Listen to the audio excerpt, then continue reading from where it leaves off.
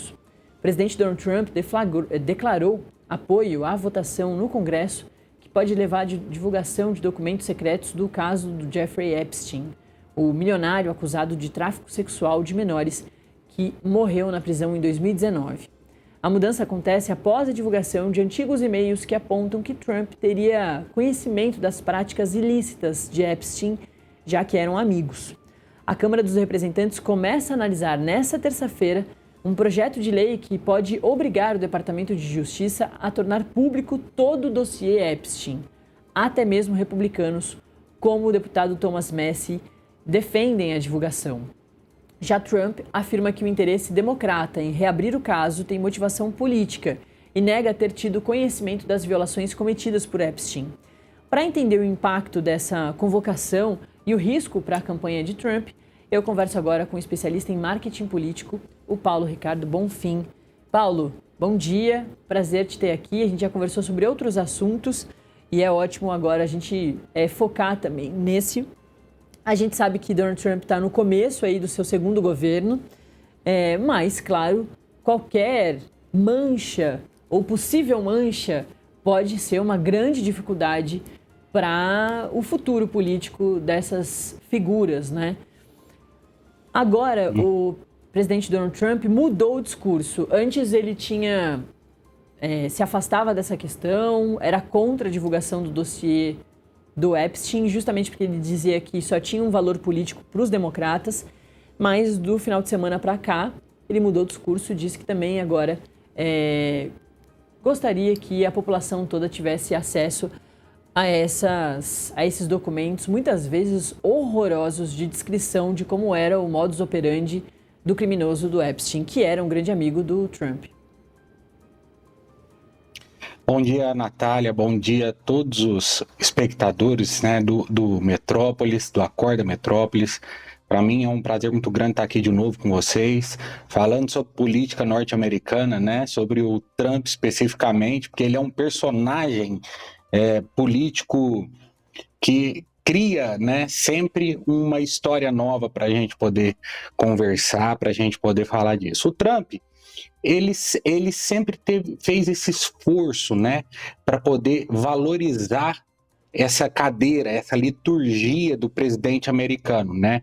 A gente já falou isso em alguns outros assuntos que nós debatemos aqui, que ele sempre tenta mostrar poder, né? Criar narrativas de poder para essa cadeira. E o que acontece é que o caso do Epstein, ele é um ataque, na verdade, a uma estrutura de poder. Ele não é só um crime, ele não é só algo básico, né? Então, a gente tem que entender que a mudança de narrativa do Trump, ela foi muito baseada nessa percepção de que seria inevitável que esse assunto andasse mais, né? Ele tem tentado, sim, de fato, não falar sobre o assunto ou esfriar um pouco o assunto, mas se tornou inevitável. A única coisa que move, de fato, a política norte-americana, assim como a maioria das democracias no mundo, é a opinião pública. E quando você consegue esse direcionamento da opinião pública, fica muito difícil sustentar. Então, o Trump percebeu que era inevitável e, para não parecer uma derrota para ele apoia agora o caso, né? Como se ele pegasse essa caixa de Pandora aí e tirasse ela e colocasse no centro da sala e falasse aqui, sou eu que estou colocando essa caixa no centro da sala porque eu não tenho nada a temer, eu sou transparente. Essa é, na verdade, a fragilidade das democracias no mundo, né? Quando você tem um governo autoritário, tudo é escondido, você não tem essa liberdade de colocar tudo às claras. Mas quando você vive num regime democrático, a chance de coisas como essas acontecerem é muito grande, né? E é um caso com potencial de ter escalabilidade global. Esse é o maior problema, ele não atinge só o Trump. Então, eu acredito que hoje o Congresso esteja pressionado pela opinião pública, para dar luz a esse caso, porque é um caso de dinâmica de injustiça social muito grande, né? Porque o homem comum ele já tem essa visão, o brasileiro, o americano, ou qualquer que seja, de que os poderosos têm uma justiça paralela, né? Com os poderosos, com a elite, nada acontece, só acontece com as pessoas mais pobres, e aí acontece que esse é um caso perfeito para ilustrar tudo isso. Será que vamos ter justiça para as elites globais também?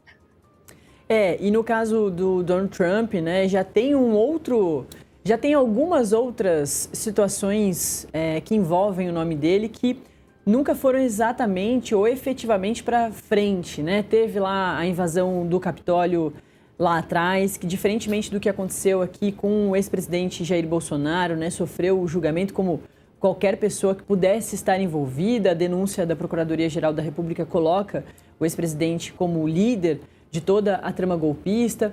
E no caso dos Estados Unidos, a gente não teve nenhuma grande autoridade, né, sendo ali envolvida nessa história toda, que foi uma invasão com mortes, né, no caso do Capitólio, lá nos Estados Unidos, um ano antes da nossa aqui, da invasão da Praça dos Três Poderes, da destruição toda. Lá teve morte e nada pegou ali no presidente Donald Trump. Ele, inclusive, volta ao poder logo depois dessa história toda ser discutida.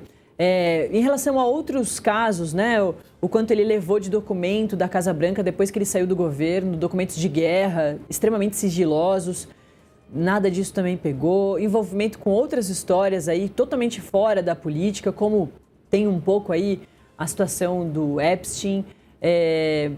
Enfim, a democracia ela serve para todas as pessoas, né? Não só quando importa para a gente, né, Paulo? E claro, assim como você reforçou agora no finalzinho, pode ser que tenha tido um entendimento para o Trump, para a equipe dele, do quanto, no fim das contas, é importante defender a democracia. Mesmo que talvez ela demonstre, né, ou revele uma situação ali obscura do seu passado, até mesmo antes da política. O presidente Donald Trump é recente na política, né? Já foi presidente, voltou ao governo, mas era conhecido como um grande negociador, como apresentador de reality show. Ele não tinha um envolvimento direto com a política, né? E do outro lado, o Paulo Epstein, como você também já falou um pouquinho nessa sua primeira resposta, era amigo, recebia celebridades, autoridades de todos os tipos, inclusive filho da Rainha Elizabeth, né? Tem diversos documentários, os próprios documentos mostram isso, que ele tinha uma circulação no mundo dos famosos, políticos, príncipes reais, né? Gente da realeza inglesa, e também melhor amigo como Donald Trump. Esse, Natália, na verdade, um dos grandes imbróglios que o Senado e a Câmara de Deputados norte-americana enfrenta hoje, né? A Câmara conseguiu as 218 assinaturas, né, para fazer aquela petição de descarga que eles falam, né, que é obrigar a votar, mesmo sem a liderança, né, da Câmara colocar em pauta. Então, eles conseguiram as 18 assinaturas, como você disse no começo, como um esforço bipartidário, né? Não tem só democratas, tem republicanos também envolvidos nessas 218 assinaturas.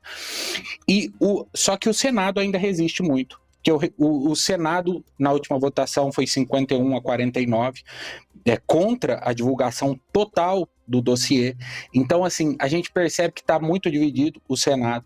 Esse posicionamento do Trump pode mudar alguma coisa, mas eu ainda não acredito que o Senado aprove uma liberação total.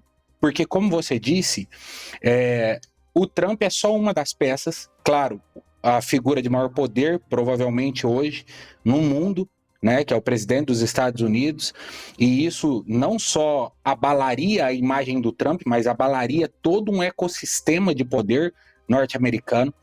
Então, assim, você tem Bill Clinton envolvido, assim, pelo menos aparecendo nos mesmos lugares que o Epstein. Você tem, como você disse, pessoas da realeza britânica, príncipes. Você tem empresários do Vale do Silício. Você tem várias celebridades, né? Então, a rota do poder do Epstein é muito grande, é global, e a gente não sabe o que pode acontecer com uma divulgação total desse dossiê. Pode respingar no Brasil? Pode, nós não sabemos. Pode respingar em qualquer outro país do mundo e criar talvez uma crise de escalabilidade global? Pode. Então o Senado tenta muitas vezes proteger, porque se tem uma coisa que a elite global tem mais medo do que a justiça, é o assassinato de reputação.